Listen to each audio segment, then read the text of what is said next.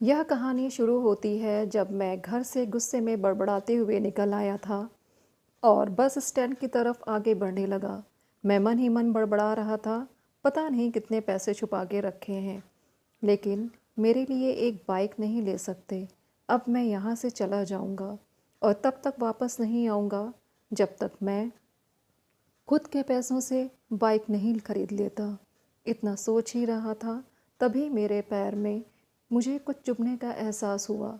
नीचे देखा तो समझ आया कि जल्दबाजी में मैं पापा के जूते पहन आया हूँ। उन जूतों में कील उभरी हुई थी जो मेरे पैर में बार बार घाव किए जा रही थी। लेकिन उस समय गुस्सा अधिक था, तो मैं बड़बड़ाते हुए आगे बढ़ गया। एकाएक मुझे याद आया कि मैं पापा का पर्स भी साथ ले आया हूँ।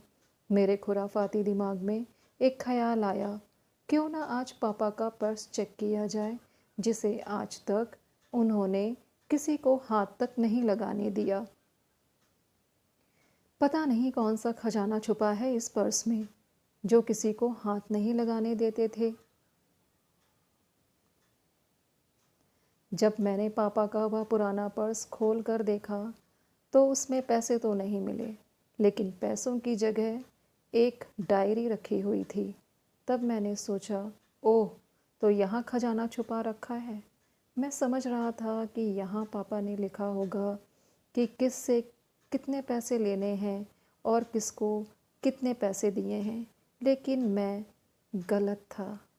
जब मैंने उस छोटी सी डायरी का पहला पेज खोल कर देखा तो वहाँ पर जो लिखा था वह थोड़ा सीरियस कर देने वाला था। डायरी में जो लिखा था उसे पढ़ने के बाद मेरे चेहरे पर जो एक्सप्रेशंस थे वह गायब हो चुके थे, क्योंकि डायरी में वैसा कुछ नहीं था जैसा मैं सोच रहा था। वहाँ पर उन पैसों का हिसाब लिख अलग अलग कामों के लिए अलग अलग लोगों से उधार लिए गए थे।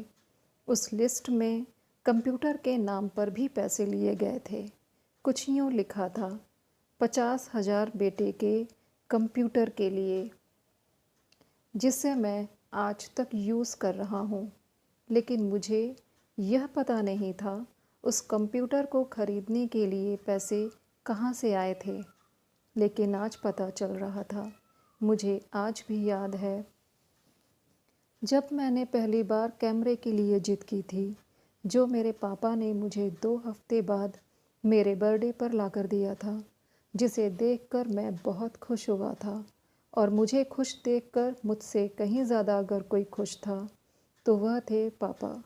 अब मेरे चेहरे से गुस्सा एकदम गायब हो चुका था।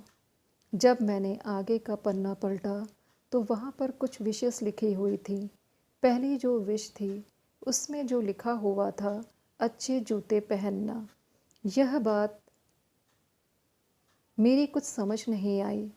तभी मेरा पाँव अचानक सड़क पर भरे हुए पानी पर जा पड़ा और तभी मेरे पाँव में कुछ गीलापन होने का एहसास हुआ। जब मैंने जूता उतार कर देखा तो उसका तला टूटा हुआ था। यह देखकर मुझे डायरी में लिखी बात याद आ गई। तभी मुझे माँ पापा की कही बातें भी याद आ रही थीं कि कैसे माँ जब कहा करती थी पापा से, अब तो जूते पुराने हो गए हैं, नए ले लो, तो पापा अक्सर यह कहकर टाल दिया करते थे, जूते अभी और चलेंगे, अभी कुछ दिन पहले ही तो लिए थे। मुझे आज समझ आ रहा था कि कितने दिन और चलेंगे। साथ ही साथ यह भी समझ आ रहा था कि पापा पर्स को क्यों छुपा कर रखते थे। तभी उस डायरी को पढ़ते हुए बस स्टैंड पर पड़ी बेंच पर आकर बैठ गया। अब उस डायरी का आखिरी पन्ना बचा हुआ था। उस पन्ने को जब मैंने पलट कर देखा तो वहाँ कल की डेट लिखी हुई थी। तारीख के नीचे लिखा हुआ था 50,000 रुपये बाइक के लिए। बस इतना पढ़ा और दिमाग सन्न रह गया। अब मेरे मन में कोई शिकवा गिला नहीं बचा था, बस मेरी आंखों से आंसू बहे जा रहे थे। मुझे आज तक नहीं पता तब मैं क्यों रोए जा रहा था। अब मैं जल्दी से घर की तरफ भागा, लेकिन जूतों की वह कील पाँव में अब तक घाव बनाने में कामयाब हो चुकी थी। मैंने जूतों को रास्ते में ही निकाल कर फेंक दिया और लड़खड़ाते हुए घर जा पहुंचा। लेकिन पापा घर पर नहीं थे। मैं समझ गया वह कहाँ थे।